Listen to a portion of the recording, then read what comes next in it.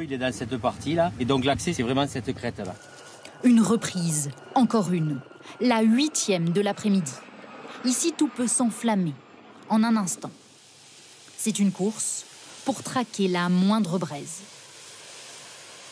La végétation est assez dense et on a un terrain qui est plutôt très accidenté, avec un accès très difficile pour le personnel au sol. Tu as une falaise de 80 à 120 mètres en calcaire, une autre pareille en face, et après le feu.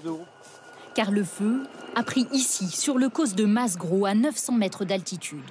Tout part d'une pièce métallique sous un engin agricole qui racle le bitume chaud. Une étincelle, et en un instant, le feu prend dans toute la vallée. 700 hectares brûlés, pour le moment. La lutte se fait depuis les airs, des canadaires comme celui-ci, et un hélicoptère pour attaquer les points inaccessibles. Le feu est partout, court dans toutes les directions.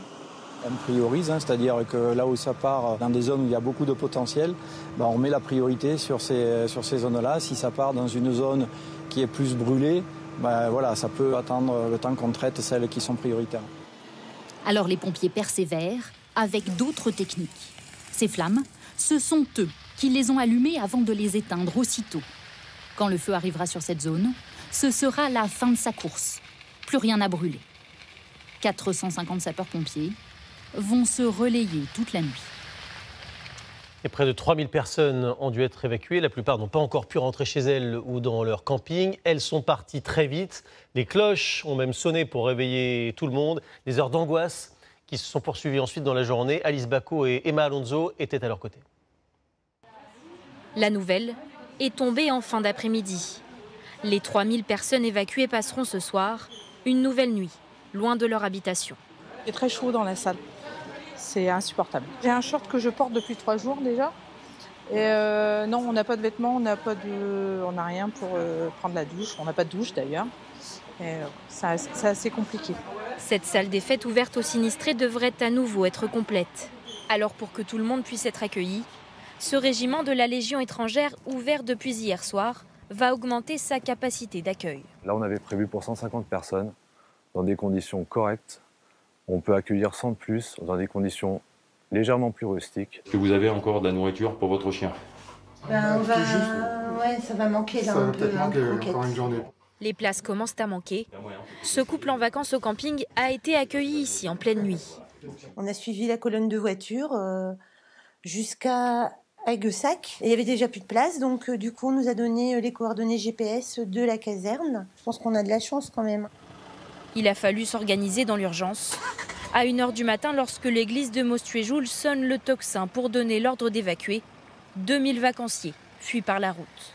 Vous étiez où, vous racontez-moi? Camping La Resclose, tarde pas parce qu'il y a du monde derrière. Vous savez où vous allez? Non, pas du tout, on va sur Millau, mais après c'est l'inconnu.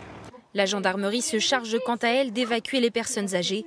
Personne ne doit rester. Vous prenez juste le minimum pour passer la nuit, et puis voilà. Ce soir, les habitants ne savent toujours pas quand ils pourront rentrer chez eux. Et effectivement, leur inquiétude se poursuit ce soir parce que l'incendie n'est pas encore éteint. Les pompiers refusent de crier victoire à cause de la configuration très particulière des lieux. C'est un terrain escarpé, les foyers sont durs à atteindre et une reprise est toujours possible. Ignacio Bornassin, Frédéric Petit et Thomas Rolnik ont pu suivre une équipe. Le terrain est très en pente. Les pompiers luttent contre le feu tels des équilibristes. Progression lente avec des arbustes qui nous gênent, donc risque de percer les tuyaux, risque de faire des nœuds. La lance est lourde. Il faut s'accrocher aux arbres sur ces terres escarpées, tenir son équipier pour ne pas qu'il glisse. Les Canadaires viennent de survoler la zone. Ici, ils ont éteint les flammes, mais le sol est encore brûlant. Il y a quand même des endroits où ça chauffe encore et ça reprend, donc du coup nous on vient pour finaliser l'extinction ou le risque de reprise. Certains luttent depuis cette nuit. La fatigue se lit sur les visages. Les pompiers sont déployés sur chaque versant de la montagne. La stratégie, attaquer le feu simultanément des deux côtés. On se retrouve en face pour aller chercher la lisière qui est totalement en bas. Et donc on va suivre la lisière pour éviter toute une reprise de feu sur ce côté-là de la montagne. Mais les reprises de feu sont incessantes. À peine une zone est sous contrôle qu'un nouveau feu repart plus loin. Il fait 40 degrés sur cette crête, des conditions très défavorables.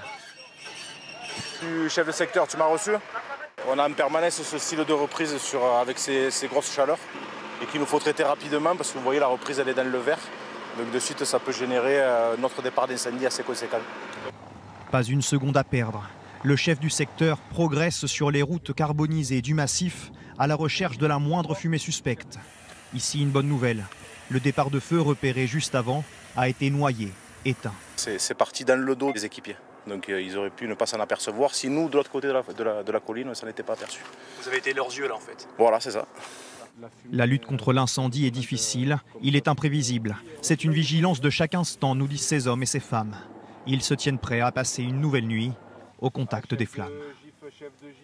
Les incendies qui touchent aussi de nouveau la Gironde. 2 feux se sont déclenchés aujourd'hui. Ils ont déjà parcouru près de 300 hectares.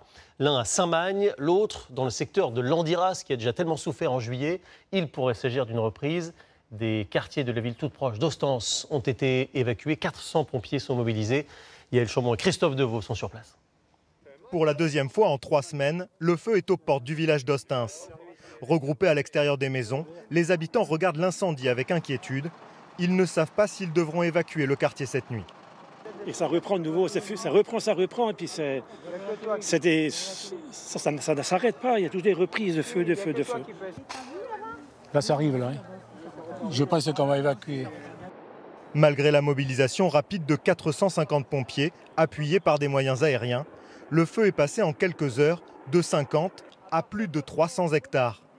Attisés par des vents tourbillonnants et une extrême sécheresse, les conditions climatiques inquiètent les pompiers sur place. Les conditions météorologiques là, sont extrêmes. À l'heure actuelle, là, il fait moins de 10% d'hygrométrie, il fait quasiment 40 degrés, il y a du vent. Les pompiers vont combattre cet incendie toute la nuit pour tenter d'éviter de revivre le scénario du feu de Landiras.